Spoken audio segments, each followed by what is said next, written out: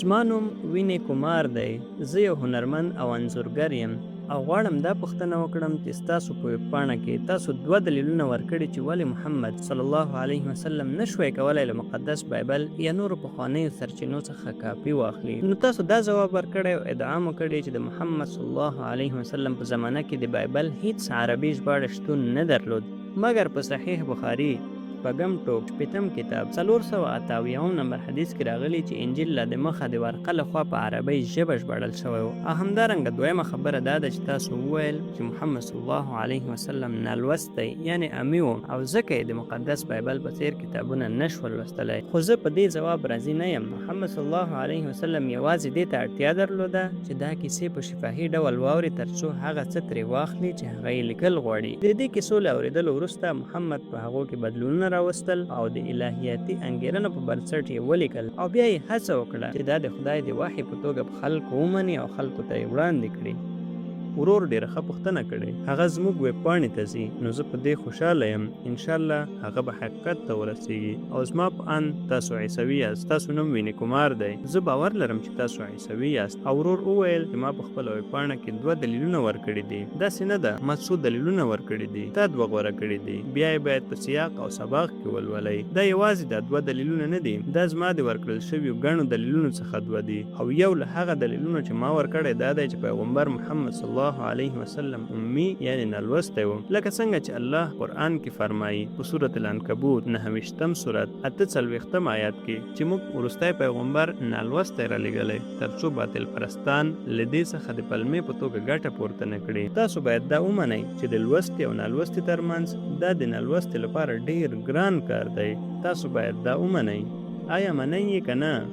ډیر ګران دی. د هغه چا لپاره چې لوستی وي د هغه لپاره کاپي کول ورته ډیر اسانه دي. هغه اورېدلی هم شي او لوستلی هم شي. د هغه چا لپاره چې نالوستی وي هغه یوازې اورېدلی شي. نو لږ تر لږه د بحث لپاره باید زما سره موافقه وکړئ. دا ګران دي.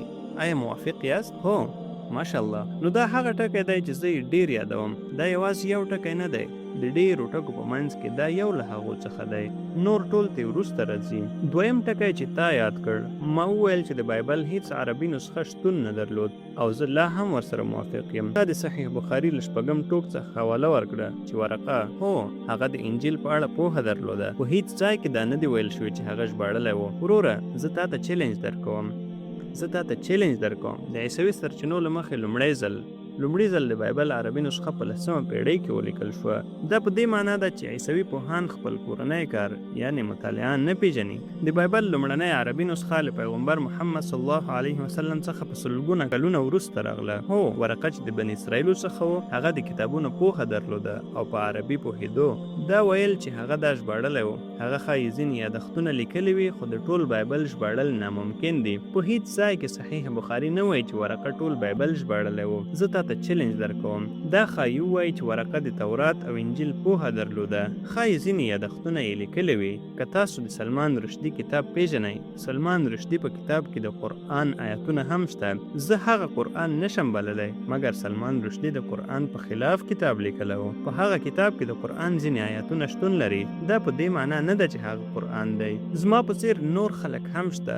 ما په خپله کتابونه لیکلي، قرآن او ساینس وغیره، او په دې کتابونو کې ما د قرآن ځینې آیاتونه یاد کړي دي. هغه کتاب قرآن نه دی. تاسو نشئ ویلی چې ډاکټر ذاکر نایک قرآن ژباړلی دی. یوازې له دې امله چې که تاسو ویبپاڼې ته لاړ شئ او وګورئ چې ډاکټر ذاکر نایک د قرآن، مؤمن او ساینس په اړه کتابونه لیکلي دي او ما له نږدې 1.5 آیتونه پکې حواله کړي دي. تاسو دا نشئ ویلی. دا یو څه برخه ده او سربیره پر دې ته وویل چې پیغمبر محمد صلی الله علیه وسلم دا لیکلي او سم کړي دي. سمه ده، دا یو ډیر ښه ټکی دی. اوس ما د ساینس په رڼا کې د بایبل او قرآن په اړه وینا کړې ده او ما ثابته کړې چې په بایبل کې ډېرې ساینسي غلطۍ شتون لري. د مثال په توګه په خپله د پیدایښت په کتاب جینیس لومړی فصل کې راغلي چې نړۍ په 640 ورځو کې پیدا شوې وه. دا وایي چې د سپوږمۍ رڼا د هغې خپله رڼا ده. د پیدایښت لومړی فصل له 6 نه تر 19 آیت پورې دا وایي چې لمر د ځمکې څخه وروسته پیدا شو، ځمکه په 3 ورځ او لمر په 4 ورځ پیدا شو.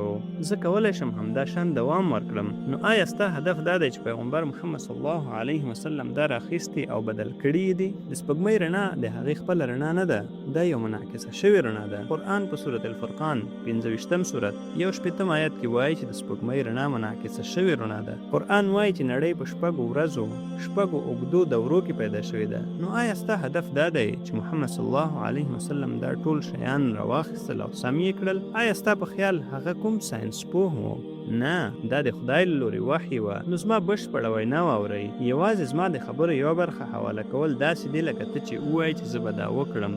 زما بشپړه وینا واورئ او بیا ما وویل چې حتی که زه د بحث لپاره دا ومنم چې هغه له بایبل څخه کاپي کړي او بیا یې سم کړي دي، آیا د یو انسان لپاره 1400 کاله پخوا دا ممکنه وه چې ټولې ساینسي غلطۍ سمې کړي؟ په دې معنا څه شی چې غلط و هغه یې سم کړل؟ دا ناممکن دي، ناممکن ده. نو دا ثابته کړه چې دا د هغه کار نه و، دا د مقتدر خالق خدای کار و. هیله ده چې دا د پوښتنې ځواب وي. د اولادونو تربیت په هغه وخت کې موږ تاسو ته سختیږي چې کله موږ تاسو په غیر اسلامي ټولنه کې ژوند کوو. مور او پلار د دې خبر نه وي چې زموږ اولادونو ته په مکتب یا په ښوونځي کې یا په پوهنتون کې یا په انسټیټیوټ کې څه تدریسیږي. چې کله هم ستاسو اولادونه له دغسې محیط کې ژوند کوي نو تاسو راځئ قرآن کور انلاین اکاډمي ته.